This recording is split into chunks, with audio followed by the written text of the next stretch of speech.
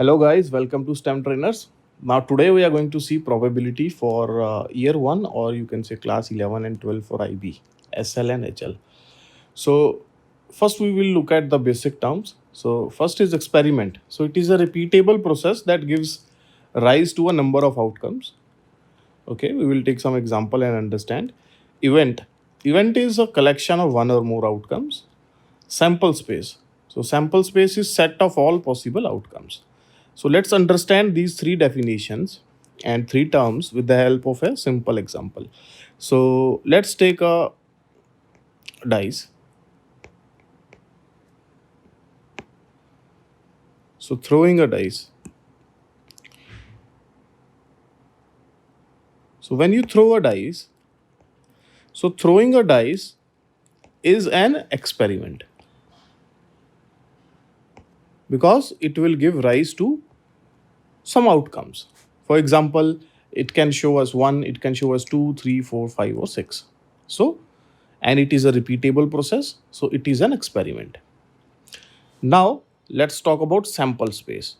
Sample space is basically set of all possible outcomes. So when we throw a dice, what are all the possible outcomes? So you can have a 1, you can have a number 2 on top, 3, 4, 5 or 6. So these are all the possible outcomes of this experiment. So this is known as sample space. Now next is event. Now event is basically collection of one or more outcomes. So for example, I can define an event A to be getting on top a prime number. So what will be my event A? Event A will contain elements like 2, 3 or 5.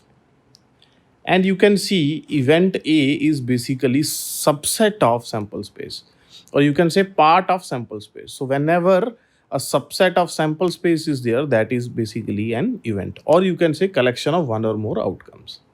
So I can define an event, same experiment, throwing a dice, I can define an event B getting an even number, right? So what will be there in my event B? You can have number 2, you can have number 4, you can have number 6. So this is also an event. So you can define a lot of events. So actually you can define 2 power 6 events for this experiment. So basically number of terms are 6, that is number of terms in sample space are 6. So 2 power 6. So you can define basically 64 different events for this experiment. Anyways, that is not in this course.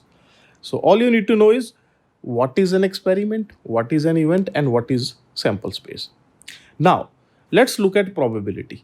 So classical definition of probability says probability of an event A is equal to number of favorable cases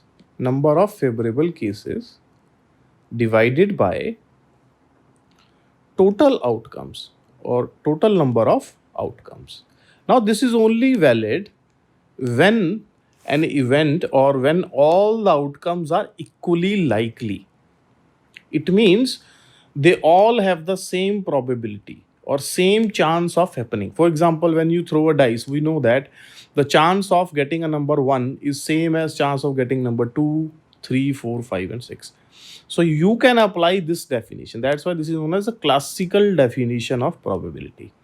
So probability of an event A is number of favorable cases over total outcomes, and this is only valid. This is important. Students don't know this.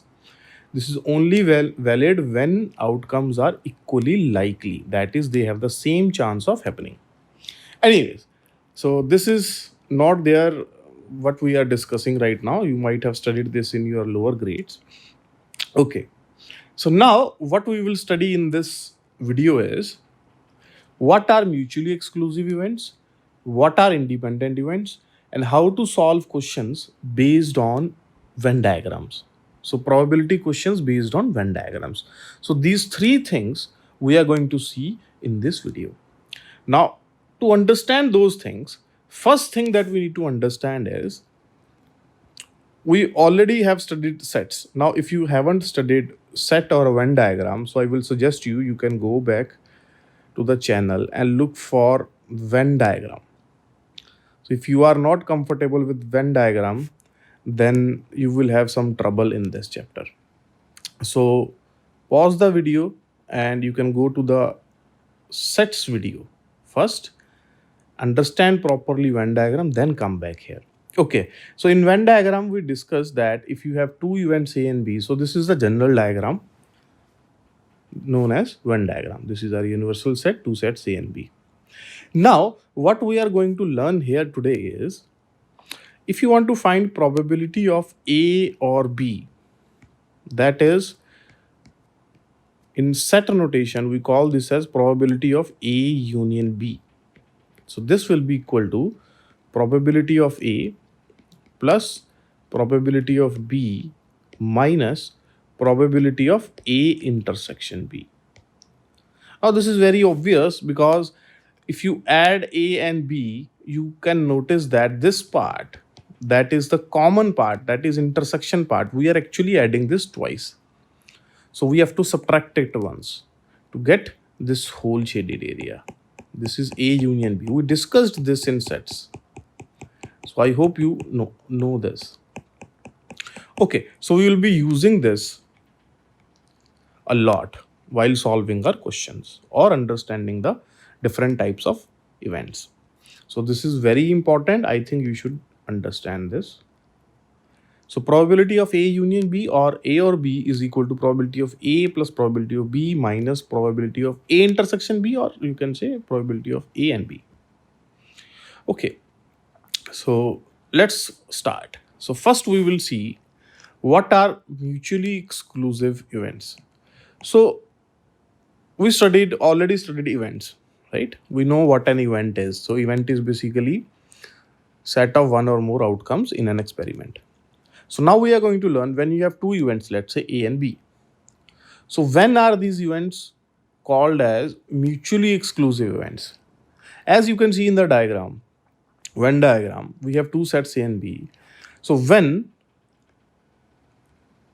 events have nothing in common, as simple as that. So when two events have no element in common, then we can say that these events are mutually exclusive. As you can see in the diagram, there is no overlapping of these two sets.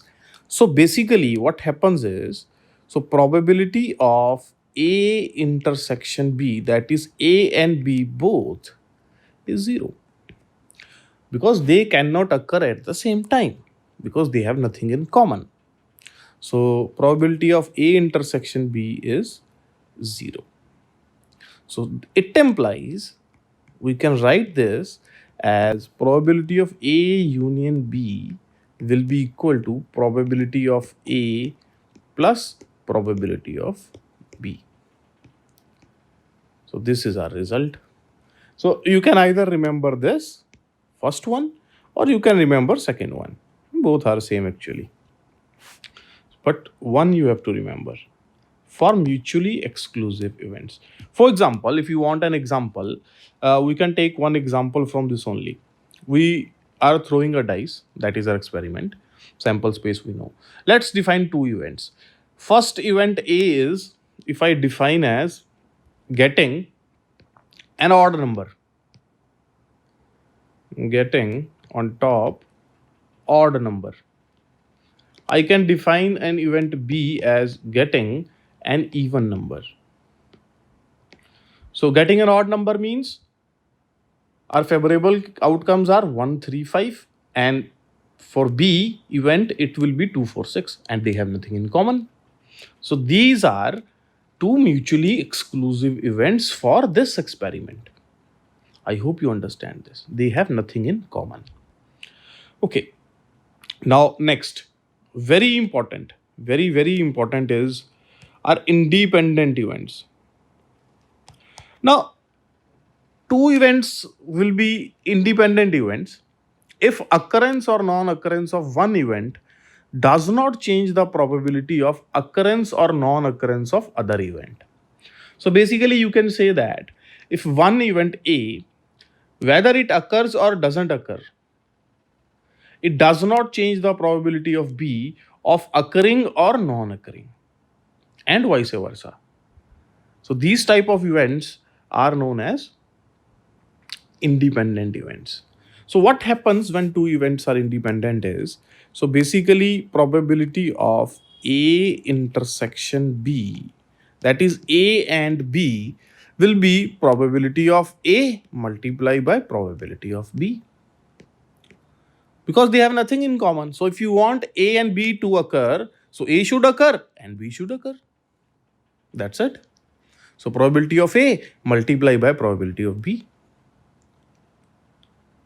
Okay, so I am using a fundamental principle of multiplication, or you can say counting also, because counting will lead to probability anyways. Okay, so this is very important.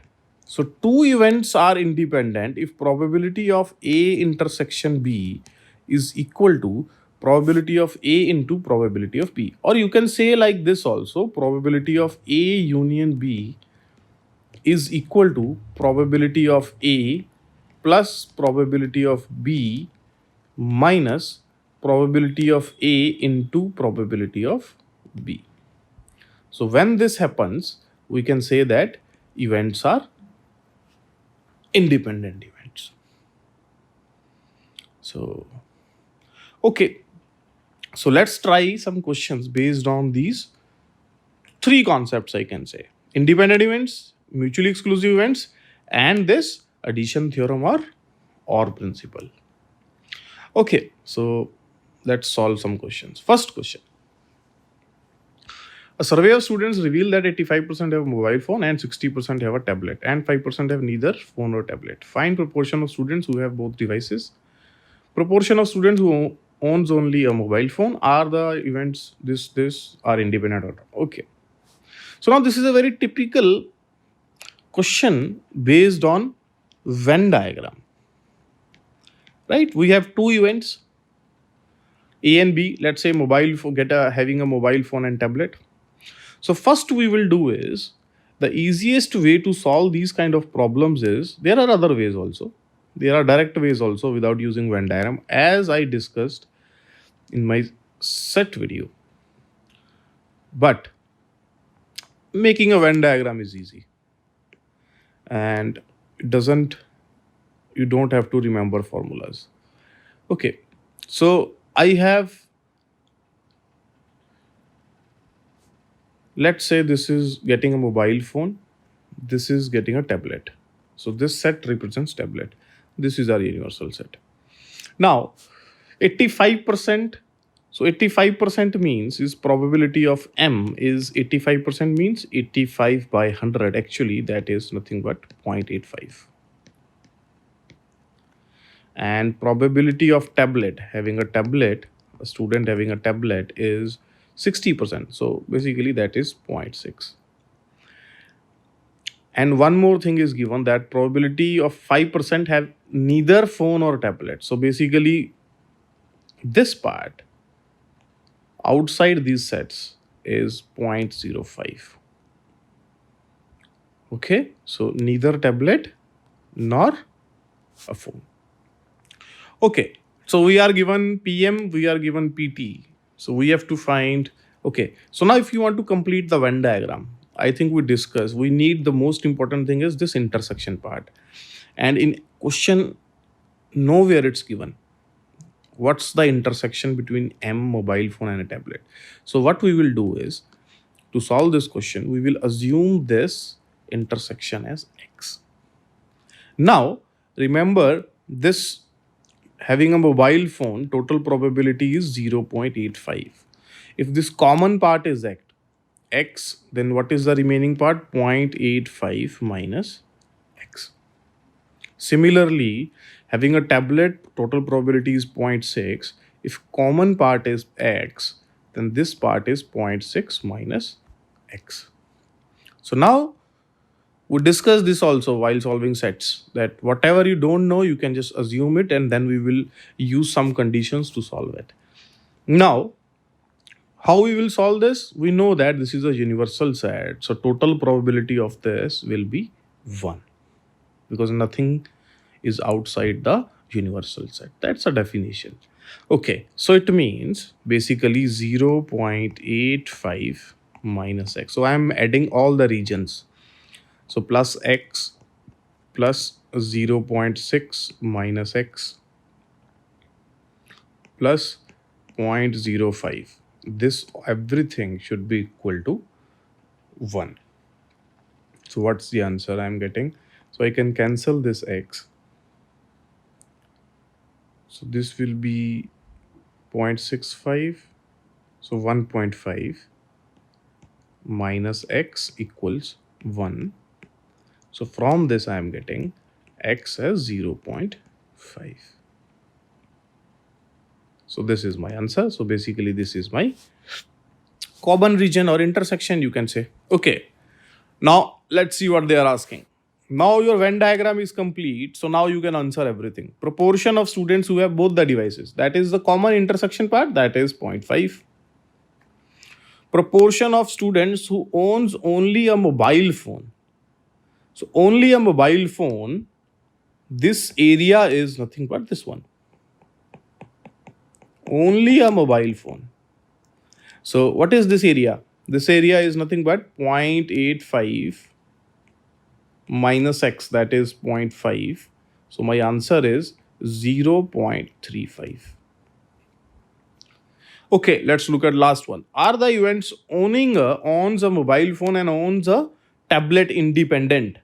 Okay, so for that, we know if they are independent, then probability of m intersection t will be equal to, if they are independent, it will be equal to probability of m into probability of t. So if they are independent. So let's check this. So intersection value we already know is 0.5. So all we have to do is we have to check for probability of m into probability of t. So probability of m is 0.85. Probability of t is 0.6. So what is this? 48, 30, 51. So 0.51. And this is not equal to 0.5.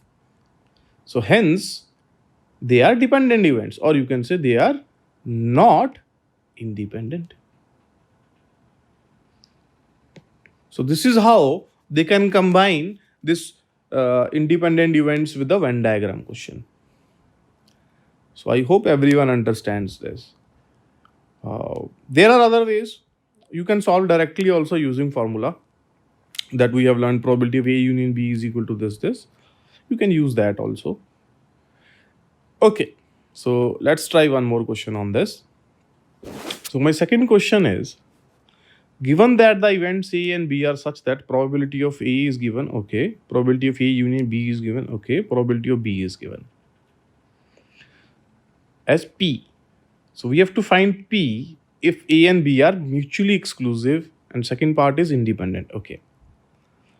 So basically, let's take the first case when A and B are mutually exclusive. So if A and B are mutually exclusive, we know that probability of A intersection B is definitely 0. So let's use the formula. So probability of A union B is equal to probability of A plus probability of B minus probability of A intersection B. So probability of A union B is given as 3/5 equal to probability of A is given as half, probability of B is given as P, and intersection we already know it's 0. So from this, I am getting my P value as 3/5 minus half, which is nothing but 6 minus 5, 1/10. So that's my answer. So my P value is 1/10 if they are mutually exclusive. Now second part, if they are independent.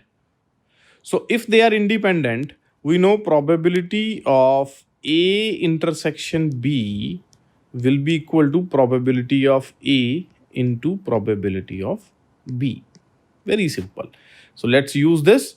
So probability of A union B is equal to probability of A plus probability of B minus probability of A intersection B. So probability of A union B is given as 3 over 5. Probability of A is half. Probability of B is P minus probability of A, that is half. Sorry. So this is half into P. So from this I am getting basically 1 by 10 is equal to P over 2. It implies my P value is nothing but 1 over 5. So that is my answer. That is 0.2, you can say. This is 0.1. This is 0.2. So this is my answer. I hope everyone is clear about this. So sometimes they can give you these kind of questions also.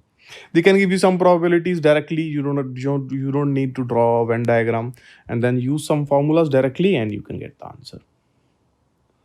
Okay, so let's try one last question. Now this question is based on 3 sets. When you have 3 sets on a Venn diagram. So again I will say this to you for the third or fourth time, that if you are not comfortable in 3 sets, so first look at 3 sets, then come back and see this. Otherwise you will have some problems in this.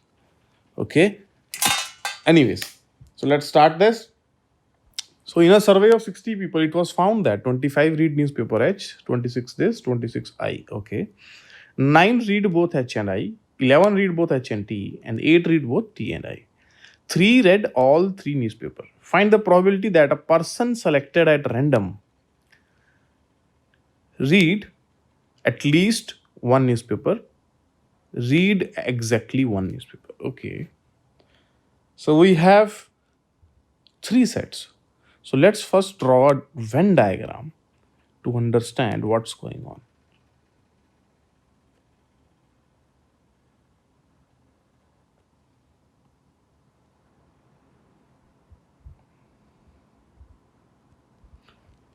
So this is my one set, this is my other set, this is my third set. Okay, so let's take the first set as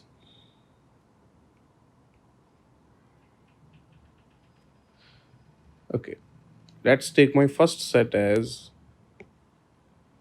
H. So let's take this as H, this as T, and this as I.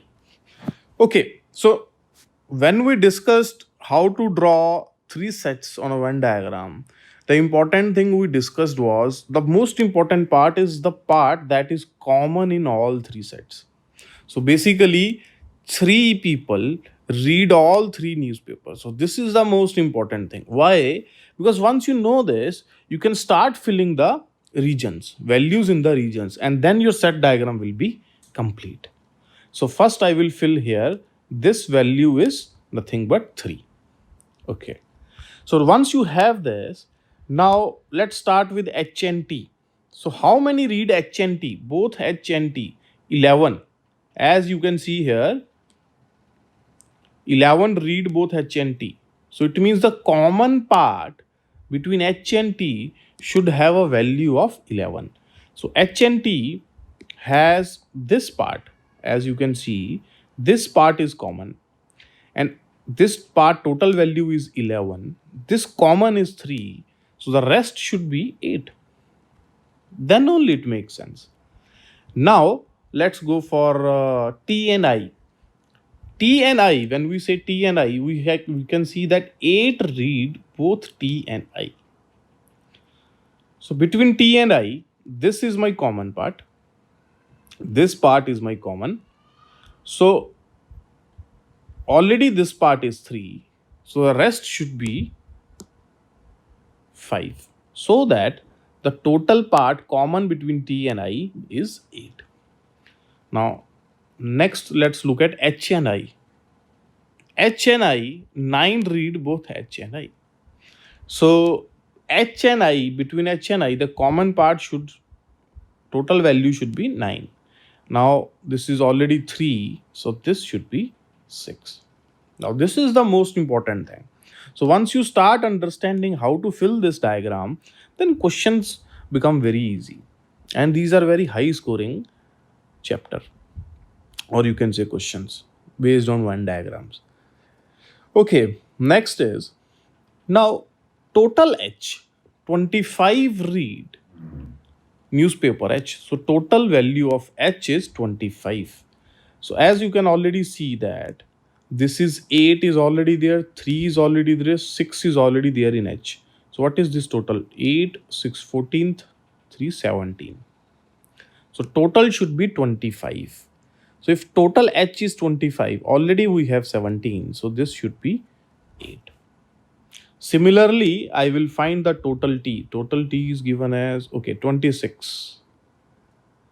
So this is how much already we have, 13 and 3, 16. So if this is 26, it means the rest of T should be 10. And similarly, let's go for I. 26 read newspaper I. So how many we already have? 6 plus 5, 11 and 3, 14 persons already we have that are reading I. So this should be 12. So this is my Venn diagram.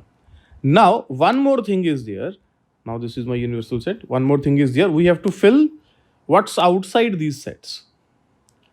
So for that, we know that you can see here, total of 60 people are there. So in this universal set, total in this rectangle, the total value of persons, or you can say total persons, should be 60. So let's add these numbers first and see what's the remaining number. So 8 plus 12 is 20, plus 10 is 30. Then 14, 44, plus 5 is 49, and 3 is 52. So basically, if you add all these numbers, so 8 plus 10 plus 12 plus 8 plus 6 plus 5 plus 3, you get 52. No, you get 50. This is 30, 20, 30, 44 and 8, 52. Yeah, correct. So you're getting 52. So it means the remaining should be 8 because the total is 60. So this completes our Venn diagram. So once you have this, 90% of the question is done. So now all you have to do is just write the answer. So what's the first question? Read at least one newspaper. So at least one newspaper, we already discussed this. When they are saying at least one newspaper, so this basically means we have to find probability of A union B union C. So basically all the area in these three circles. And we already calculate this is 52. So my answer is 52 divided by 60. Total is 60. Read exactly one newspaper. Exactly one newspaper. So, okay. So now we'll discuss little bit about this also in sets. So exactly one means this 8, this part 10, this part 12. So these are the areas in which we have only exactly one newspaper. So 8 persons read only H newspaper, 10 persons read only T newspaper, 12 persons read only I newspaper. So what's the total of this? 30. So what is my answer? 30 divided by 60. So this is my answer. So this is how you can solve these questions. If you have any doubt or any query, you can post it in the comments or you can email me. And if you like the content, what we are making, then please like the channel, subscribe the channel and share it with your friends. Because it helps me a lot. It gives me a lot of motivation to make lots and lots of more videos. Thanks for watching STEM Trainers.